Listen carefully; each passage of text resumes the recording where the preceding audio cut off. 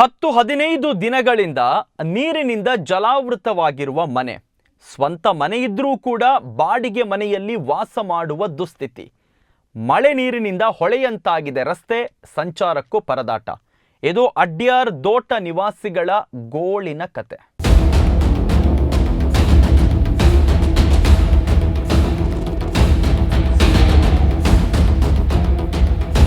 ಕೃತಕ ನೆರೆಯಿಂದ ಮನೆಗಳು ಸಂಪೂರ್ಣ ಜಲಾವೃತ. ಮನೆಯೊಂದು ಕುಸಿದರೂ ಎಚ್ಚೆತ್ತುಕೊಳ್ಳದ ಅಧಿಕಾರಿಗಳು. ಇದು ಮಂಗಳೂರಿನ ಅಡ್ಯಾರ್ದೋಟ ನಿವಾಸಿಗಳ ಗೋಳಿನ ಕಥೆ. ಆಗುವುದಕ್ಕಿಂತ ಮುಂಚೆ ಈ ಒಂದು ಮನೆಯ ಈ ನೀರನ್ನು ಹೋಗ್ಲಿಕ್ಕೆ ಎದುರುಗಡೆ ಜಾಗಕ್ಕೆ ಮಣ್ಣಾಕುವಾಗ ಇವರ ಕಣ್ಣು ಏನು ಕಾಣೋದಿಲ್ವಾ? ಇವತ್ತು ಯಾರು ಇಲ್ಲಿಯ ಪಿಡಿಒಗೆ ಏನು ಕಣ್ಣು ಕಾಣೋದಿಲ್ವಾ? 7 ವರ್ಷದಿಂದ ಇಲ್ಲಿ ಇದ್ದಾನೆ ಅವ. ಒಂದು ಅಲ್ಲಿ ಜಾಗಕ್ಕೆ ಮಣ್ಣಾಕುವಾಗ ಒಂದು ಚರಂಡಿ ಮಾಡಿ ಕೊಡದ ಪಿಡಿಒ ಯಾವ ಗತಿಗೆಟ್ಟಿಗೆ ಇಲ್ಲ ಪಿಡಿಒ ನಿಂತಿದ್ದಾನೆ ಅಂತ ನಾನೊಂದು ಪ್ರಶ್ನೆ ಕೇಳ್ತಿದ್ದೇನೆ. ಐಸ್ ಕ್ರೀಮ್ ಇದೆ ಇಲ್ಲಿ ಒಂದು ಶಾಲೆ ಇದೆ, ಕ್ಯಾಂಬ್ರಿಡ್ಜ್ ಶಾಲೆ ಇದೆ. ಆ ಶಾಲೆಯ ಮಕ್ಕಳು ಈ ರೋಡಲ್ಲಿ ಒಂದು 5 ನಿಮಿಷದ ಮಳೆಗೆ ಬಂದ ನೀರಿದ್ದು ಆ 5 ನಿಮಿಷದಲ್ಲಿ ಆ ಮಕ್ಕಳು ಹೇಗೆ ಹೋಗುದು? ಎಲ್ಲಿಯಾದರೂ ಒಂದು ತಂತಿ ಬಿದ್ದರೆ ಆ ನೀರಲ್ಲಿ ಎಲ್ಲ ಶಾಕ್ ಹೊಡಿತದೆ. ಮಕ್ಕಳಿಗೆ ಏನಾದರೂ ಆದರೆ ಇವರ ಅಧಿಕಾರಿಗಳು ಜವಾಬ್ದಾರಿ ಆಗ್ತಾರಾ? ಲಕ್ಷ ರೂಪಾಯಿ ಖರ್ಚು ಮಾಡಿ ಮನೆ ನಿರ್ಮಿಸಿದ್ರು ಆ ಮನೆಯಲ್ಲಿ ವಾಸ ಮಾಡಲಾಗದೆ ಪರದಾಡುತ್ತಿದ್ದಾರೆ ಜನರು. ರಸ್ತೆಯ ಚರಂಡಿಯಲ್ಲಿ ಹರಿದು ಹೋಗಬೇಕಾದ ಮಳೆ ನೀರು ಸಂಪೂರ್ಣ ಮನೆಯಲ್ಲೇ ಆವರಿಸಿಕೊಂಡು ಬಿಟ್ಟಿದೆ. ಅವೈಜ್ಞಾನಿಕ ಕಾಮಗಾರಿ, ಅಧಿಕಾರಿಗಳ ನಿರ್ಲಕ್ಷ್ಯ, ಜನಪ್ರತಿನಿಧಿಗಳ ಉದಾಸೀನತೆಗೆ ಇಲ್ಲಿನ ನಾಗರಿಕರು ನರಳುತ್ತಿದ್ದಾರೆ. ಪ್ರಾಬ್ಲಮ್ ಸ್ಟಾರ್ಟ್ ಆಗಿದೆ ಈಗ. ಮುಂಚೆ ಇದು ಪ್ರಾಬ್ಲಮ್ ಇರಲಿಲ್ಲ, ಅದು ಡಾಮರ್ ರೋಡ್ ಇತ್ತು, ಮನೆಗೆ ಲೆವೆಲ್ ಇತ್ತು. ಈಗ ಅದು ಕಾಂಕ್ರೀಟ್ ಮಾಡಿ ರೋಡ್ ಹೈಟ್ ಮಾಡಿದೆ.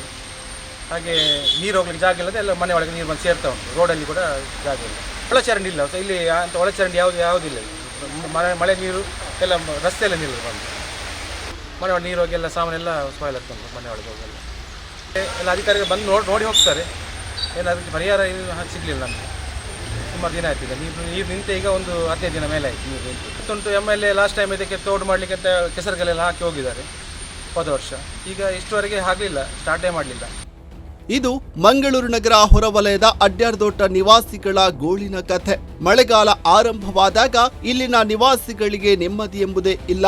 ಮನೆಯೊಳಗೆ ಸಂಪೂರ್ಣವಾಗಿ ನೀರು ಆವರಿಸಿಕೊಂಡು ಮನೆಯಲ್ಲಿರುವುದೇ ಅಸಾಧ್ಯವಾಗಿ ಬಿಡುತ್ತದೆ. ಅಲ್ಲದೆ ನೀರು ಆವರಿಸಿಕೊಂಡು ಗೋಡೆ ತೇವವಾಗಿ ಮನೆ ಧರಾಶಾಹಿ ಆಗುವುದೆಂಬ ಆತಂಕವು ಆ ಮನೆ ಮಂದಿಗೆ. ರಾಷ್ಟ್ರೀಯ ಹೆದ್ದಾರಿಯಿಂದ ಹರೇಕಳ ಸಂಪರ್ಕಿಸುವ ರಸ್ತೆಯು 2014ರಲ್ಲಿ ಅಭಿವೃದ್ಧಿಗೊಂಡಿತ್ತು. ಆದರೆ ಸಮರ್ಪಕವಾದ ಚರಂಡಿ ವ್ಯವಸ್ಥೆ ನಿರ್ಮಿಸದೆ ಇದ್ದುದೇ ಸ್ಥಳೀಯ 3 ಮನೆಗಳಿಗೆ ಕಂಟಕ ಎದುರಾಗಿದೆ. ಕಳೆದ 2 ವರ್ಷಗಳ ಹಿಂದೆ ಮನೆಯ ತುಂಬಾ ಮಳೆ ನೀರು ಆವರಿಸಿಕೊಂಡಿದ್ದರಿಂದ ಮನೆಯೊಂದು ಸಂಪೂರ್ಣವಾಗಿ ಕುಸಿದು ಬಿದ್ದಿತ್ತು. ಆದರೂ ಕೂಡ ಅಧಿಕಾರಿಗಳಾಗಲಿ ಜನಪ್ರತಿನಿಧಿಗಳಾಗಲಿ ಎಚ್ಚೆತ್ತುಕೊಂಡಿಲ್ಲವೆಂದು ಸ್ಥಳೀಯರು ಆಕ್ರೋಶವನ್ನ ವ್ಯಕ್ತಪಡಿಸುತ್ತಿದ್ದಾರೆ. ಚರಂಡಿ ರೋಡಿನ ವ್ಯವಸ್ಥೆ ಇಲ್ಲದಾಗಿ ನೀರಲ್ಲಿ ರೋಡಲ್ಲಿ ತುಂಬುತ್ತಾ ಉಂಟು. ತುಂಬ ವರ್ಷ 3 ವರ್ಷದಿಂದ ಹೇಳ್ತಾ ಇದ್ದೀವಿ, ಪ್ರತಿ ಅಧಿಕಾರಿ ಅಂತ ತಿಳಿಸ್ತಾ ಇದ್ದೇವೆ. ಆ ರೋಡಿನ ವ್ಯವಸ್ಥೆ ಮಾಡ್ತಾ ಇಲ್ಲ ಅವರು. ಆ ಕಡೆ ನೀರು ಬಿಡ್ಲಿಕ್ಕೆ ಈ ಕಡೆ ನೀರು ಸಮಸ್ಯೆ ಹೇಳ್ತಾ ಇರೋ ರೋಡಿನ ವ್ಯವಸ್ಥೆ ಮಾಡ್ತಾ ಇಲ್ಲ. ಒಂದು ಕರೆಕ್ಟ್ ಚರಂಡಿ ವ್ಯವಸ್ಥೆ ಕರೆಕ್ಟಾಗಿ ಒಂದು ಸೈಡಲ್ಲಿ ಮಾಡಿಕೊಟ್ರೆ ಇಲ್ಲಿ ಮಕ್ಕಳು ಸ್ಕೂಲ್ ಹೋಗೋ ಮಕ್ಕಳಿಗೂ ತೊಂದರೆ ಆಗ್ತಾ ಉಂಟು. ಇಲ್ಲಿ ರೆಸಾರ್ಟ್ಗೆ ಹೋಗೋ ಫ್ಯಾಕ್ಟ್ರಿ ಹೋಗೋ ಹೆಂಗಸರಿಗೆ ಅವ್ರಿಗೆ ತೊಂದರೆ ಆಗ್ತಾ ಉಂಟು. ಬೆಳಿಗ್ಗೆ ಡ್ಯೂಟಿಗೆ ಹೋಗ್ಲಿಕ್ಕೆ ಆಗುತ್ತಿಲ್ಲ ಅವರಿಗೆ. ನಡ್ಕೊಂಡು ಹೋಗೋ ಮೇಲೆ ಗಾಡಿಯವರು ನೀರನ್ನು ಎಳೆಸಿ ಹೋಗ್ತಾರೆ ಅವರು. ಅಲ್ಲಿ ಜಗಳ ಆಗ್ತಾ ಉಂಟು, ತುಂಬ ಸಮಸ್ಯೆ ಆಗ್ತಾ ಉಂಟು. ಎಲ್ಲ ಅಧಿಕಾರ ತಿಳಿಸಿ ಆಯಿತು, ಅದು ವ್ಯವಸ್ಥೆ ಮಾಡ್ತಾ ಇಲ್ಲ ಅವರು. ಮಾಡ್ತಾರೆ ಮಾತ್ರ ಹೇಳ್ತಾರೆ, ಮಾಡೋದಿಲ್ಲ.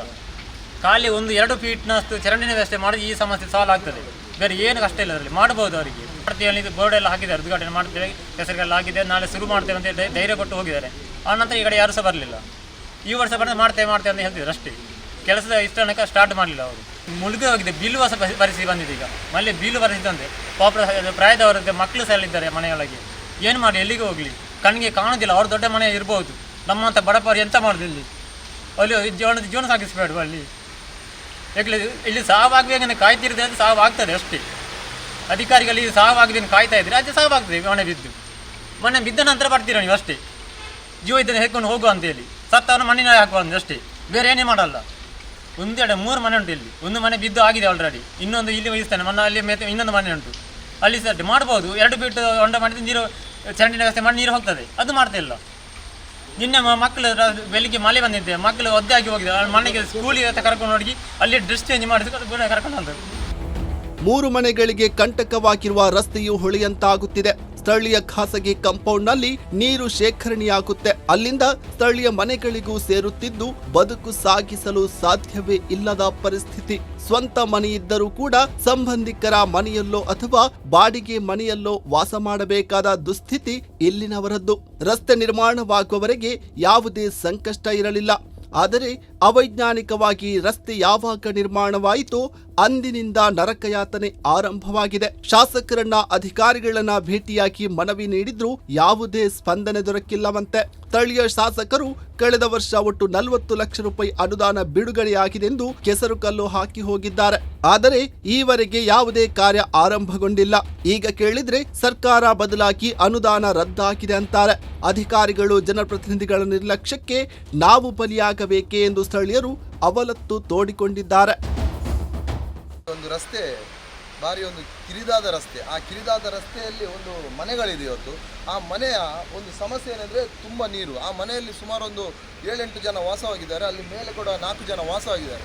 ಇಲ್ಲಿ ನೋಡುವಾಗ ಬೇಸರ ಆಗ್ತದೆ. 3 ವರ್ಷದಿಂದ ಶಾಸಕರಿಗೆ ನಾವು ಮನವಿ ಮಾಡ್ತಿದ್ದೇವೆ. ನಾನು ಕೂಡ ಹೋಗಿದ್ದೇನೆ, ಶಾಸಕರಿಗೆ ಮನವಿ ಮಾಡಿದ್ದೇವೆ. ಆದರೆ ಶಾಸಕರು 40 ಲಕ್ಷ ಟೆಂಡರ್ ಪಾಸ್ ಆಗಿದೆ ಅಂತ ಹೇಳಿದ್ದಾರೆ. 40 ಲಕ್ಷ ಟೆಂಡರ್ ಪಾಸ್ ಆಗಿದೆ ಅಂತ ಹೇಳಿದ್ದಾರೆ.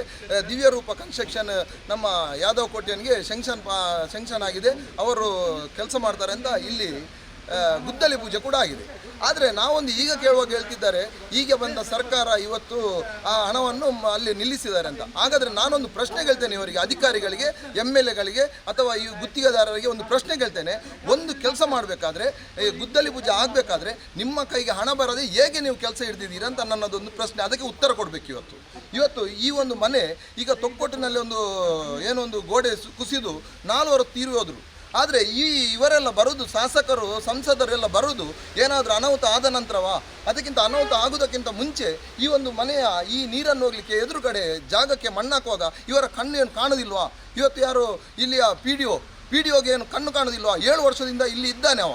ನಾನು ಒಂದು ಹವ್ಯಾಸದಲ್ಲೇ ಮಾತಾಡೋದು. ಯಾಕೆಂದರೆ 7 ವರ್ಷದಿಂದ ನಾನು ಕೂಡ ಹೋಗಿದ್ದೇನೆ. 3 ವರ್ಷದ ಹಿಂದೆ ಅವನ ಬಳಿಗೆ ನಾನು ಮಾಡಿಕೊಡ್ತೇನೆ. ಯಾವಾಗ ಮಾಡಿಕೊಡ್ತಾರೆ ಅವರು?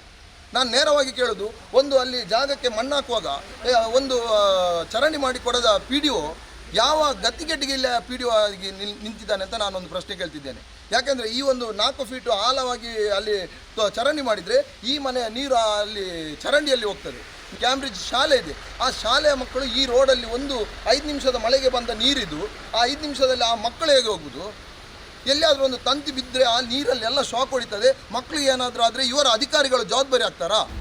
ಕಳೆದ ಕೆಲ ದಿನಗಳ ಹಿಂದೆಯಷ್ಟೇ ಉಳ್ಳಾಳದಲ್ಲಿ ಭಯಾನಕ ದುರಂತವೊಂದು ನಡೆದು ಹೋಗಿದೆ. ಅಂತಹ ದುರಂತ ಮತ್ತೆ ಎಲ್ಲಿಯೂ ಕೂಡ ನಡೆಯದೇ ಇರಲಿ. ಈ ಬಗ್ಗೆ ಜಿಲ್ಲಾಡಳಿತ ಅಧಿಕಾರಿಗಳು ಕೂಡ ಎಚ್ಚೆತ್ತುಕೊಳ್ಳಬೇಕಿದೆ. ಅಡ್ಯಾರ್ದೋಟದ ಸಮಸ್ಯೆಗೆ ಆದಷ್ಟು ಶೀಘ್ರವಾಗಿ ಪರಿಹಾರ ದೊರಕಲಿ. ಅಹಮದ್ ಬಾಬಾ ಮಂಜೂರು, ದೈಚಿವಲ್ 24/7.